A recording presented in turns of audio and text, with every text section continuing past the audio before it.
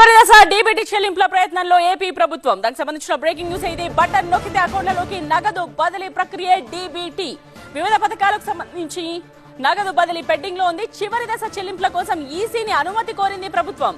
5 ఏళ్లుగా కొనసాగుతూ ఉన్న ఈ పథకాలకు కోడ్ అడ్డు రాదంటున్నారు వైసీపీ నేతలు. అయితే ఎలక్షన్ కమిషన్ నుంచి అయితే ఇప్పటి వరకు అనుమతి రాలేదు.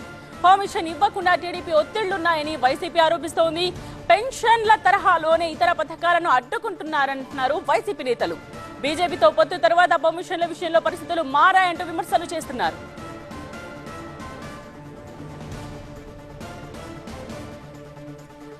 రైట్, మా చీఫ్ రిపోర్టర్ ఎంపీ రావు దీనికి సంబంధించి లైవ్ లో వివరాలు అందించడానికి సిద్ధంగా ఉన్నారు. ఎంపీ రావు, ఇంతకీ పెండింగ్ లో ఉన్న పథకాలేంటి, ఎంత బదిలీ కావాల్సి ఉంది? సో ఈసీ నో చెప్పినట్టే అనుకోవాలా మనం? అంటే ఆల్రెడీ ఎన్నికల కోడ్, అంటే మార్చిలో ఎన్నికల కోడ్ రావడానికి ముందు